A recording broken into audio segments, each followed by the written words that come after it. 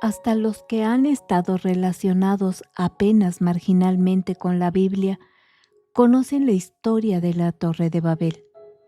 Esta historia es tan simple, tan concreta y tan clara que si solo la oyeron una vez cuando eran niños, nunca más la pudieron olvidar.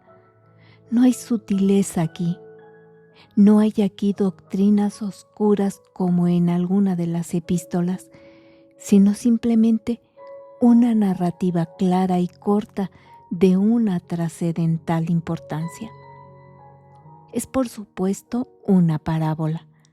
La palabra Babel significa confusión y para explicarlo brevemente, esta parábola enseña que cuando niegas la omnipotencia de Dios, cosa que hacen cada vez que le dan poder a cualquier otra cosa, a la materia, al clima, al miedo y así por el estilo, solo la confusión y los problemas pueden sobrevivir.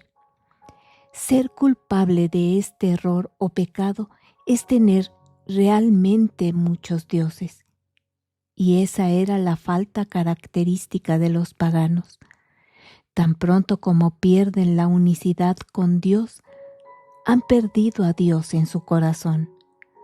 Aquellos que sabían la verdad acerca de Dios le adoraron a Él y solo a Él, y recibieron la protección y la inspiración que solo la verdad puede dar, y mientras se mantuvieron fieles a la verdad, todo les salió bien. Sin embargo, algunas veces muchos de los que habían conocido la verdad la olvidaron por un tiempo e inevitablemente las cosas comenzaron a salirles mal. No obstante, si hubieran vuelto a recordar al único Dios y si hubieran volcado hacia Él de todo corazón, las cosas les hubiesen vuelto a salir bien una vez más. No tendréis otros dioses delante de mí.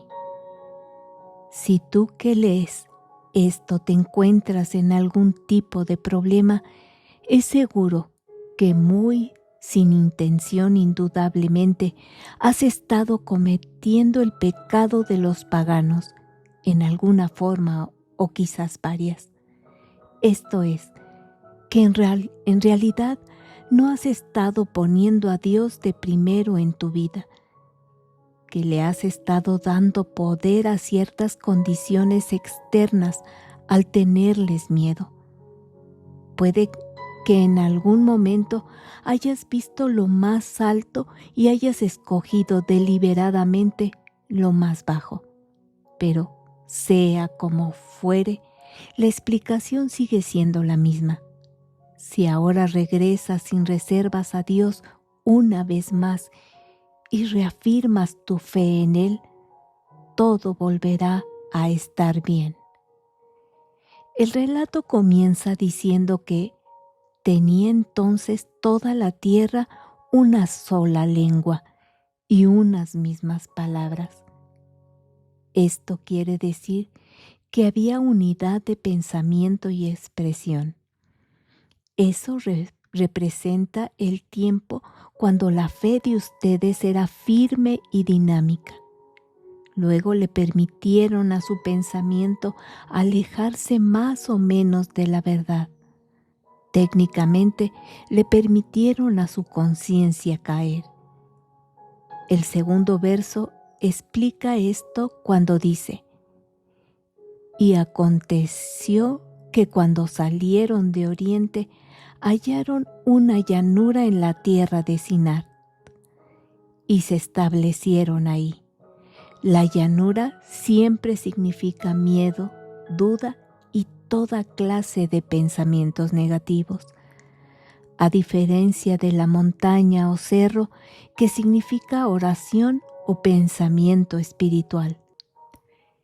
Estas personas permitieron que sus pensamientos cayeran en un nivel muy bajo de egoísmo y miedo, y la Biblia menciona el hecho que esto no fue un traspié momentáneo, sino que se establecieron en esa llanura o estado de conciencia. La palabra Sinar, igual que la palabra Babel, significa confusión. Es un dato muy interesante que muchos nombres en la Biblia, ya sean personales o geográficos, tienen un significado interno que yace bajo el texto.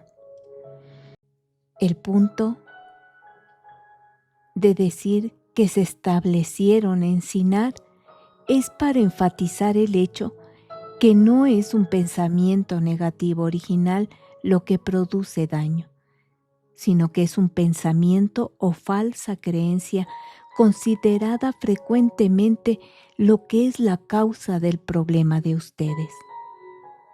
El pensamiento erróneo habitual y las falsas creencias sostenidas por mucho tiempo no solo producen miedo, sino que también construyen una convicción, tanto consciente como inconsciente, que tenemos que depender de nosotros mismos.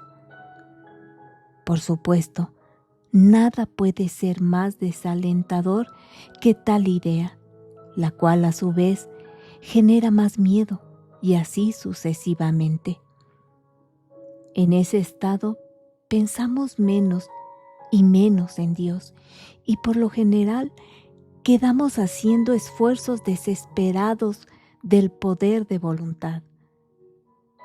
En la parábola, estas personas abrigaron la idea absurda que podían alcanzar el reino, recobrar la armonía, construyendo una torre material que llegaría de la tierra al cielo, donde suponían ellos que estaba el cielo. Naturalmente, el cielo se puede alcanzar solo dentro del propio corazón de uno, a través de la oración y del recto pensar. No existe un camino externo que nos lleve al cielo, pero estas personas estaban tan aterrorizadas que temían quedar esparcidos sobre la faz de la tierra. Esto describe perfectamente ese sentido de inseguridad y aprensión que siempre han acosado a gran parte de la humanidad, al no haber realizado la omnipresencia y el todo poder de Dios, ni la unidad esencial de ellos con Él. Jesús no dijo que construyeran una torre material hasta el cielo, dijo más bien que uno debería ir a la cámara secreta de su propio corazón, cerrar la puerta y realizar la presencia de Dios. Nos resulta fácil ver que esta gente estaba actuando de una forma fútil y absurda. Pero, ¿acaso no hemos hecho nosotros virtualmente la misma cosa una y otra vez? Y después de estudiar esta parábola, tenemos que resolvernos a no caer en este error en el futuro, en la medida de nuestras posibilidades.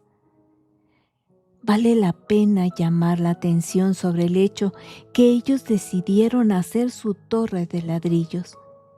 En la Biblia, ciertos materiales son considerados nobles, mientras que otros son considerados viles.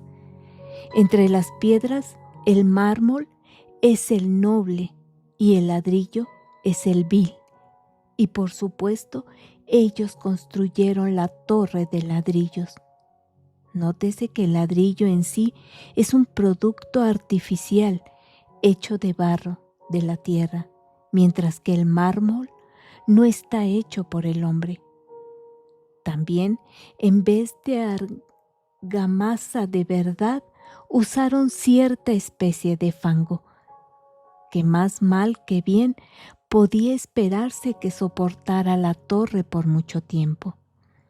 Naturalmente, todo esto es puramente simbólico y no entraña en forma alguna que no usemos ladrillo para construir nuestras casas o torres materiales. La parábola dice que uno de los objetivos que tenían ellos al construir la Torre de Babel era hacerse un nombre para sí mismos.